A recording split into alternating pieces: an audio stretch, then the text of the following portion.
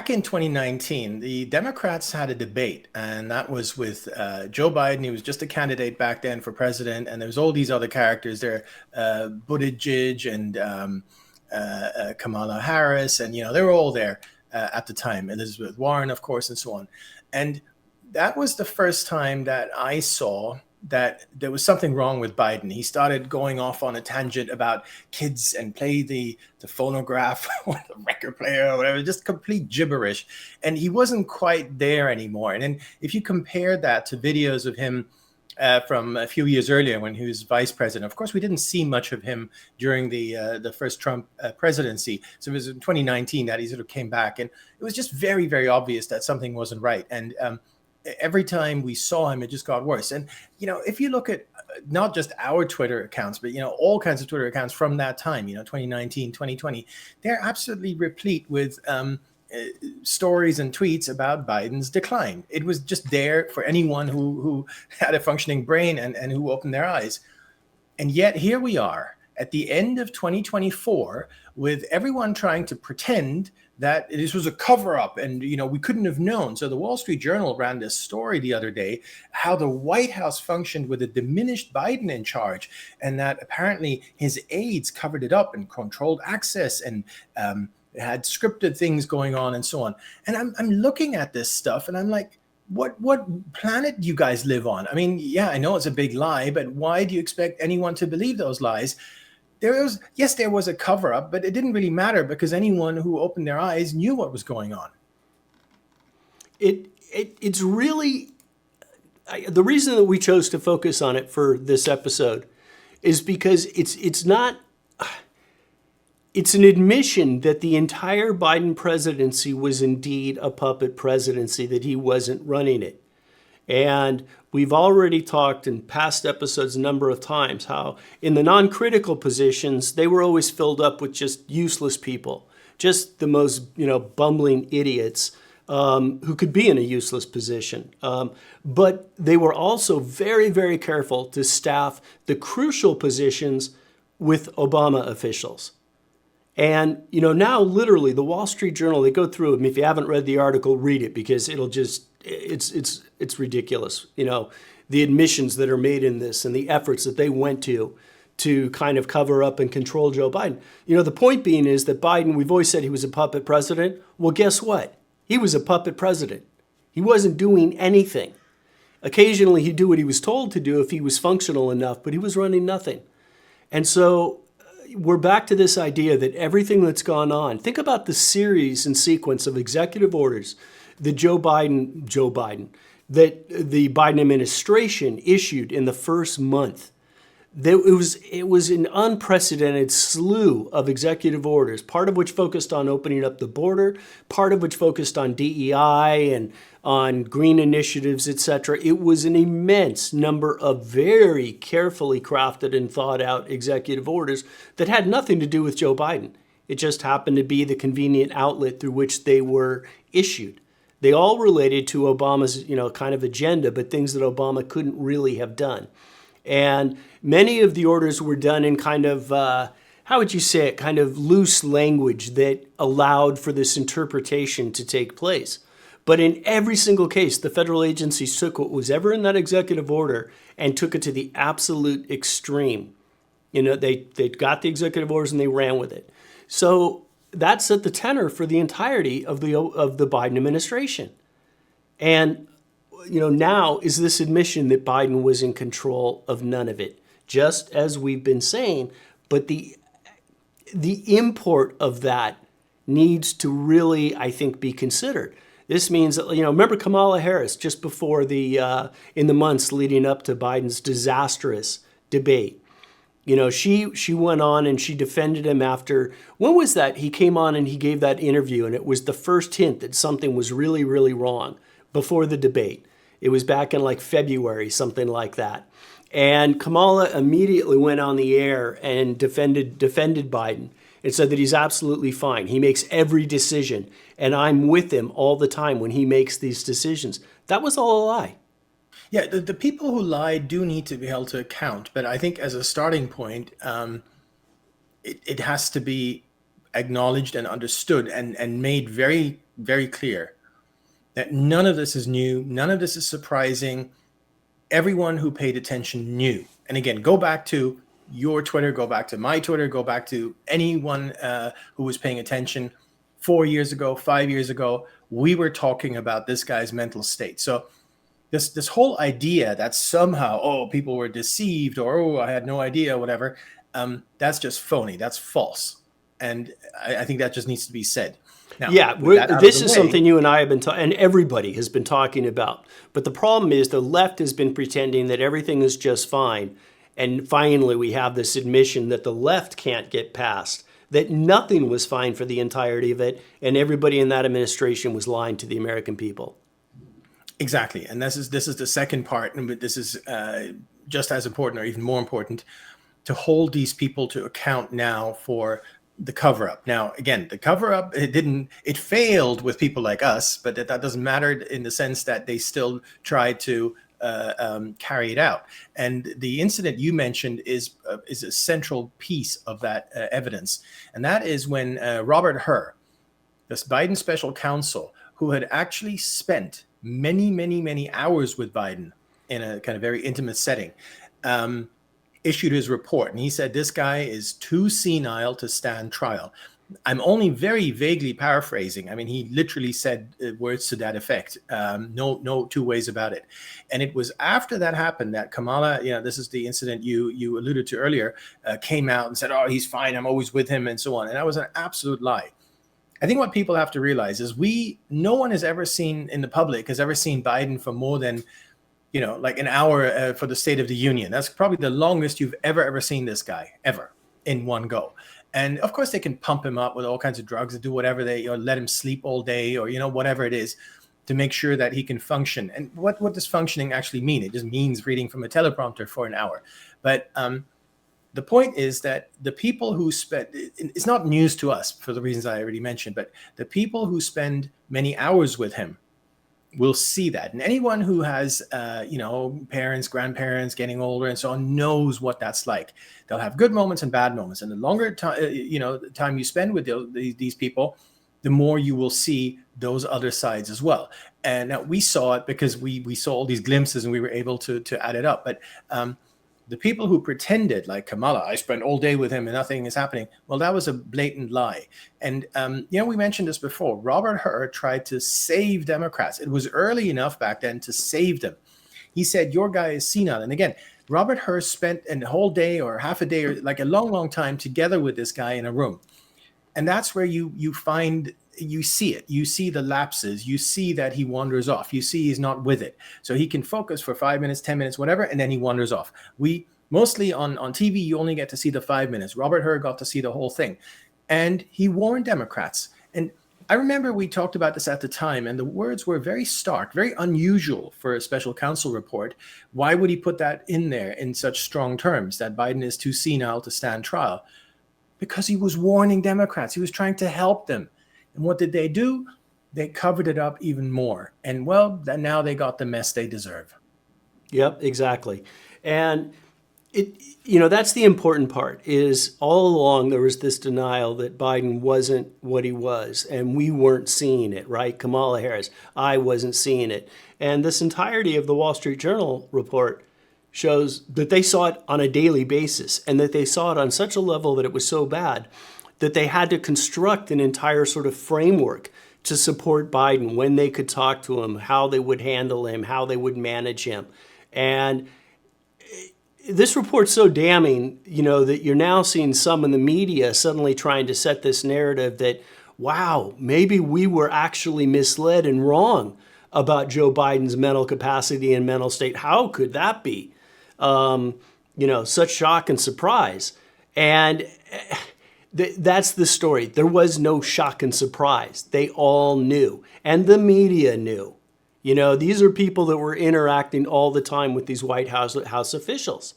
The White House officials are the ones that are scrambling and trying to figure out how to run around. I'm kind of thinking of Weekend at Bernie's. That's sort of what it was like. Everybody in the media knew this. So You know, you mentioned the her thing. It was after that that Kamala made an appearance to defend Joe Biden, saying, I think this was in March, it might have been in February, but immediately came out and gave a press conference and said, I'm with Joe Biden every day. He's absolutely fine.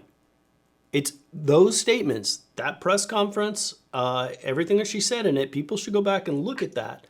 And it's those kind of things that where people need to be held account because they were actively lying to the American people. Maybe even worse than we knew. It's possible that things are even, judging from this Wall Street Journal report, that maybe things were even worse than we already thought it could be. And all of that was a giant cover up. It really was. Now it's going to be very difficult to hold him to account in any legal way, although there are paths. And I know you tweeted out the whole point about all his orders and his pardons and so on. Who's actually writing those things? Is he actually compos mentis when he signs those things? I mean, those are real questions that then go to the heart of the legality of those orders and of those pardons and whatever it is that he signs. I mean, that to me seems to be whether Kamala lied or not. Well, she did lie on after her report and on many other occasions.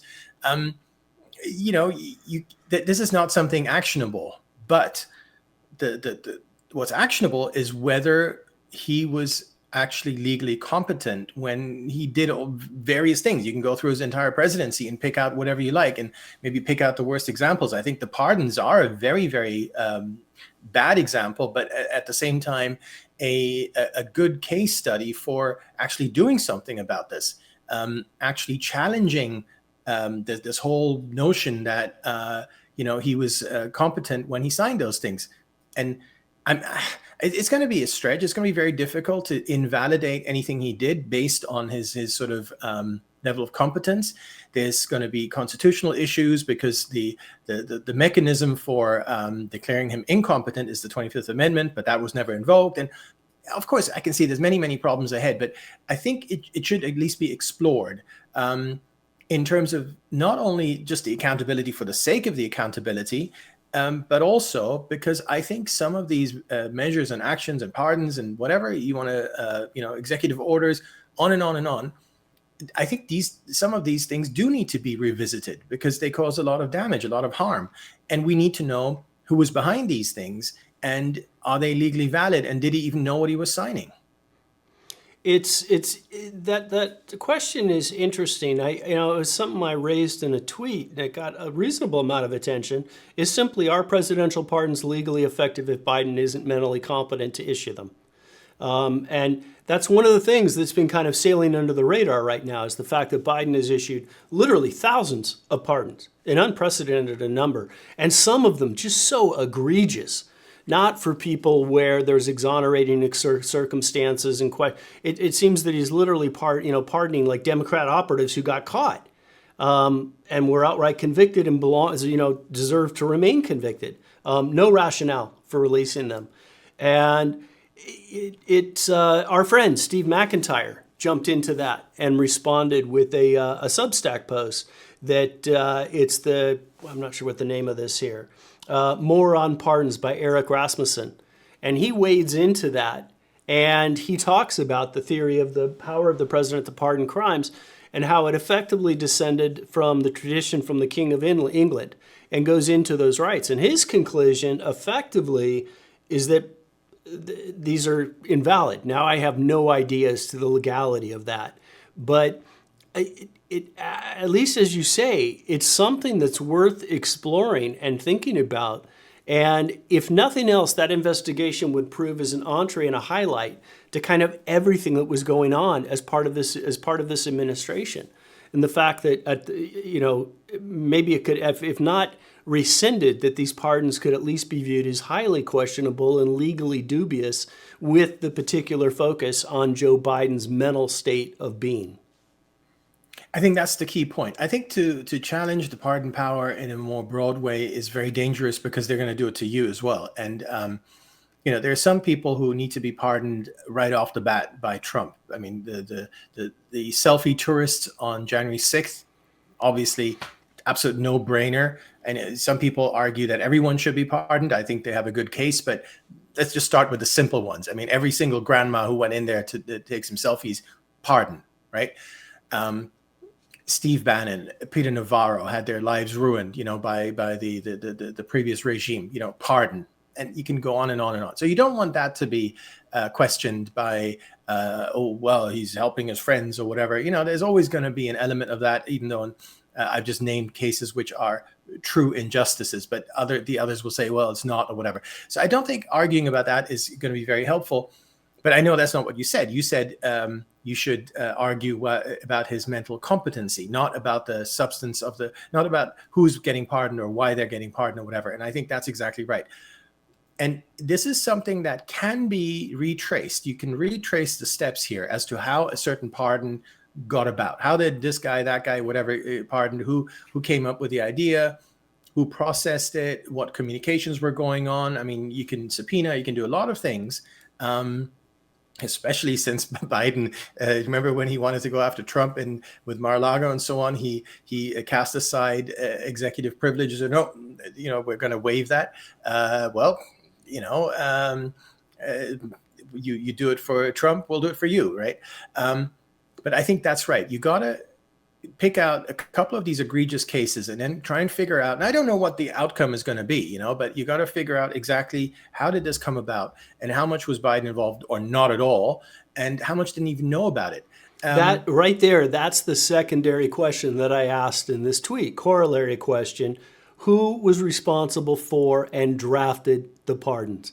Because what I think we're going to find out is that Biden had no knowledge whatsoever. He had no role in this at all. Yeah, no, exactly right. So it's a long shot. It's a test case, but I think it's worthwhile doing for some of these more egregious ones. And by the way, the numbers are immense. They always complain about Trump. Trump is, a threat to democracy, whatever. Trump pardoned or commuted sentences for 200 people, just something very, very, very low. The only people who go lower than Trump in terms of the real numbers are the Bushes. For some reason, both the father and son Bush were no fans of the pardon power. Very, very low, their overall numbers.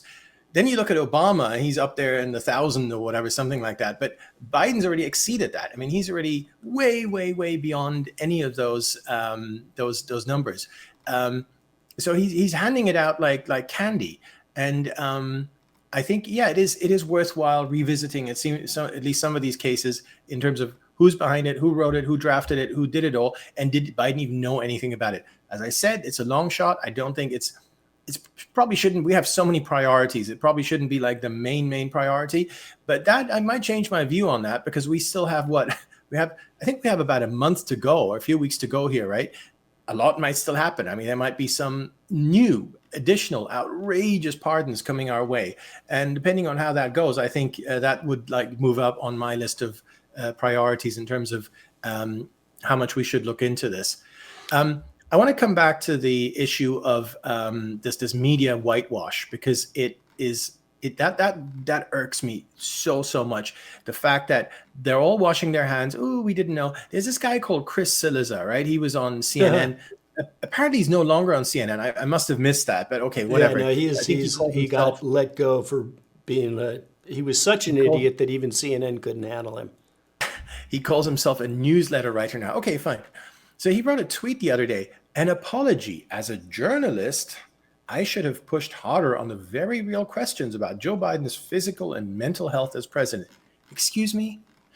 This is exactly what I was talking about earlier, that anyone with a functioning brain who is honest told you this 5 years ago. And here he is apologizing on, December 19th, 2024.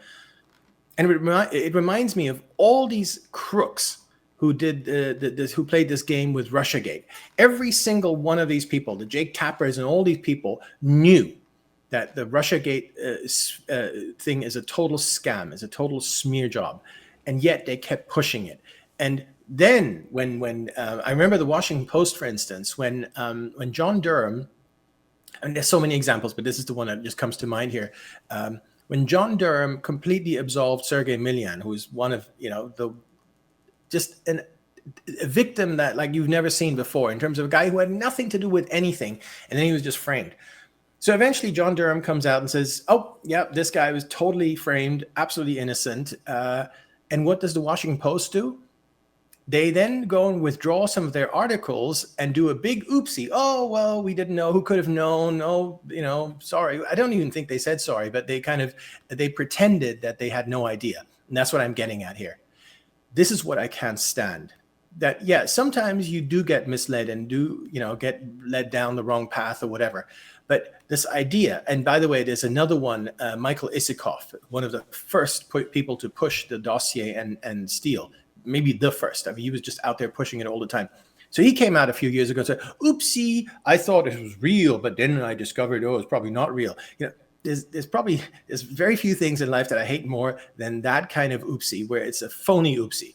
And the same with COVID as well, where they all knew it came out of a lab but pretended otherwise. And then when the evidence got so overwhelming, just as it is in this case now, with Biden's health, then they come out and pretend that they didn't know. It's a huge pet peeve for me. And I do wish and I do hope we can hold them accountable. All these people who lied about all those things and are now pretending that, they just didn't know. All these reporters at Washington Post and New York Times, they're just external extensions for the Washington Post, the intelligence community, and for the New York Times, kind of the State Department. That's their role. These aren't just like reporters. They're extensions of those two federal agencies. So to pretend that they didn't know is absolute nonsense. It's antithetical to what they do. They're in touch with these, as I said, extensions is the best word I can think of, that it's kind of a seamless flow. They just happen to be technically outside so they can get the reports out. They're conduits. So the idea that they were misled, didn't know, it doesn't hold water. But on that issue, going back to the issue of pardons, one thing that, you mentioned it, that I hadn't, I'm glad you brought it up, and that was the idea that there's probably a lot more pardons on the come. And we've been, as you said, hearing talk about blanket pardons. So the reason I come back to this is I'm thinking about Norm Eisen. Norm Eisen is kind of behind so much. He's behind the lawfare that's been ongoing for years, going all the way back to when Trump's, first term in 2017, the very start of that, all the way through till now. Eisen's also been very integral, and maybe my suspicion has a larger role in the J6 committee than we know. He established the January 6 Clearinghouse, which was a repository for a vast amount of information that was used by the J6 committee. And Norm Eisen is now suddenly out there day before yesterday, and he's saying that we don't, he said, he talks about he says the new report from Laudermilk is a baseless prosecution, and that's why the White House should consider amnesty for all the witnesses. Amazing that he's suggesting that he has the gall to suggest that. Obviously, the entire J6 committee was a scam, and Eisen was an integral part of that. So, we kind of see what's developing here is this panic that is also hoping that they can use the pardons that aren't coming from Joe Biden, but rather from the integral players in place to just sort of move ahead of all these investigations, pardon all these people, and just sort of, they're gone. Nothing could be done.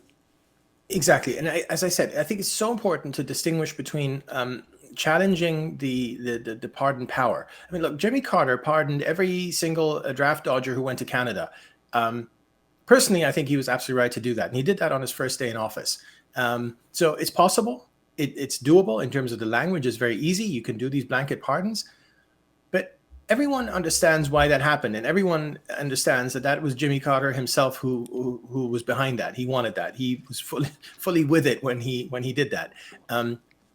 But here, exactly as you say, that's not the case. We have a situation where these people like Norm Eisen, who've been running things in the shadows, come forward and propose these things. And if they then, we don't know whether that's going to happen, but if these things then come, and bear out and happen for real, then we got a pretty direct line to where it started off from. And it's so important if that were to happen, it would be very, very important to retrace those steps. I think, because then you're really getting into the abuse of the pardon power. Because again, I don't think the pardon power can be abused in a way that it's an unfettered power that the president has, and I don't want to diminish that. That should not be questioned. Yeah, you do have to be careful. You're right. What should be questioned is when you when you use a senile old man to affect what you want, and the senile old man is no longer with it. That's the issue here. As I said, it's going to be very difficult to do that from a legal way, but that doesn't mean it shouldn't be tried. And talking about the senile old man and coming back to all these stories about, oh, we didn't know or whatever. We talked about her earlier, right? That was about a year ago. So a year ago, a Department of Justice person appointed by Biden's Attorney General came out and said that Biden was completely senile. The words he used were very, very strong in terms of Biden really wasn't with it and so on and so forth. That is in an official Department of Justice document a year ago. So anyone who says, oh, I didn't know and I didn't know what to look for, or what the Siliza says, I should have maybe, but I didn't really know and I was misled or whatever, don't buy it. There's countless examples, but I think the Robert Hur examples is probably the strongest one, because you have an official document, Department of Justice, appointed by Merrick Garland, Biden's own guy. All of those boxes are ticked, and it says that the guy is too senile. So at that point, that's very late in the game, but still, that's a year ago, right? At that point, it was game over. It should have been game over. Anyone with a functioning brain, anyone honest, should have called it a day when that happened. And of course, they covered it up. Yeah, now what we're seeing, I guess if we were to try to sum this up, is we're seeing the guiltiest members of kind of the deep state, if you will, whatever you want, whatever term you want to apply. The guiltiest members are now basically verbally and emotionally applying to other deep state establishment members to get a way out of any responsibility for what they actually did.